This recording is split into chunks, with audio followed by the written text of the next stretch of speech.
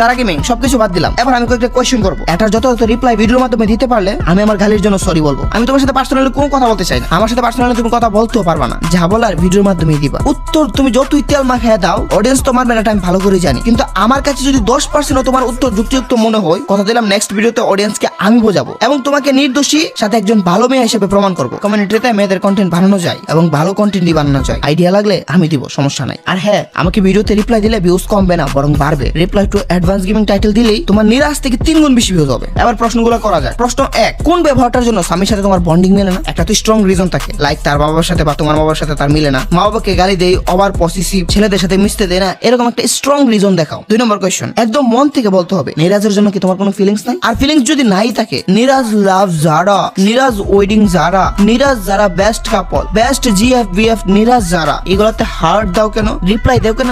আমার লজ্জা লাগে, আমার শরম করে, এগুলা দাও কেন? 3 নম্বর কোয়েশ্চন, এত ছেলে থাকতে নিরাজ কে কেন ডুবানো হলো? বাংলাদেশে তো বহু মেয়ে আছে, এমনকি ছেলেও আছে, তাহলে নিরাজ কি কেন? নিরাজের প্রতি যদি ফিলিংস না থাকে, তাহলে কি তাকে শুধু ইউজই করতেছো? এটার উত্তর চাই। প্রশ্ন 4, স্বামীর সাথে ব্রেকআপ করতে না করতে এত দ্রুত কিভাবে মুভ অন করে নিল? আর তুমি কি অস্বীকার করতে পারবা এই ধরনের কমেন্ট করো নাই? নিরাজ হেতু কই যার কো টাচ নেই কর सकता, এসব হ্যান ত্যান ব্লা ব্লা বংশ করো নাই, পুংটামি সেন্টামি করো নাই, অস্বীকার করতে পারবা? কোশ্চেন 5, স্বামী যদি তোমাকে ভালো নাই বাসতো, আর কোন মেয়েকে গার্লফ্রেন্ড বানালো না কেন? গার্লফ্রেন্ড বাদ দিলাম, ডুও বানালো না কেন? বানালো, তাকে রিভিল করে ভিডিও দিলো না কেন? ডু বাদ দিলাম, মেয়ে নিয়েও কোনো লুতুপুতু ভিডিও দেয় নাই কেন? এগুলোর উত্তর কি তোমার কাছে আছে? সেটি কি প্রমাণ করলো বন্ডিং এর সমস্যাটা কোথায়? বন্ডিং তোমার কাছে ছিল, তাকে তোমাকে আর ভালো লাগে না, তাকে তোমার আর ভালো লাগে নাই। কোশ্চেন নম্বর 6, কন্টেন্ট তো বেশি বহু আছে, বাচ্চাদের সাথে চ্যালেঞ্জ, মেয়েদের সাথে চ্যালেঞ্জ, সাবস্ক্রাইবারদের সাথে চ্যালেঞ্জ, বাচ্চাদের নিয়ে মেয়েদের নিয়ে বহু কন্টেন্ট বানানো যায়। তাও মানলাম এক গেমে হয়ে যায়, তাই ছেলে লাগে মাঝে মধ্যে, তাই বলে প্রত্যেকটা ভিডিওতে এবং প্রত্যেকটা ছেলে হতে হবে তোমার বিএফ, বলতে হবে যারা আই লাভ ইউ। আরেক নোংরা ছেলে যদি গার্লফ্রেন্ড থাকা অবস্থায় তোমাকে নোংরা প্রপোজাল দেয়, তাও তুমি চলে আসবে না, মজা নিবা? তাহলে তুমি কেমন নারী? এটা তো প্রশ্ন উঠবেই। এখন যদি বলো সে বড় ইউটিউবার, তার সাথে বেয়াদবি করবো কেমনে, হঠাৎ করে চলে আসবো কেমনে? তাহলে বাংলাদেশের কোন মিনিস্টার যদি বিছানায় ডাকে, তাকে ফিরিয়ে দেওয়া কি বেয়াদবি? অবশ্যই না। ইজ্জত, সম্মান, সেলফ রেসপেক্ট সবার আগে। তদ্রুপভাবে ওইখান থেকে চলে আসো সেলফ রেসপেক্ট, কারণ তার জিএফ আছে, এমনকি তোমারও বিএফ ছিল। এটার কি আনসার আছে তোমার কাছে? এরকম বহু প্রশ্ন করা যায়, আমি জাস্ট এই কয়টাই করলাম। এই কয়টার আনসার পাইলে আমি পার্ট 2 বানাবো না। আর আমি যে গালিগুলো দিছি এর আগের ভিডিওতে, এগুলোর জন্য সরি বলবো। সময় খুবই কম, পার্ট 2 স্ক্রিপ্ট আমার ফুল রেডি, তাই অ্যাজ আর্লি অ্যাজ পসিবল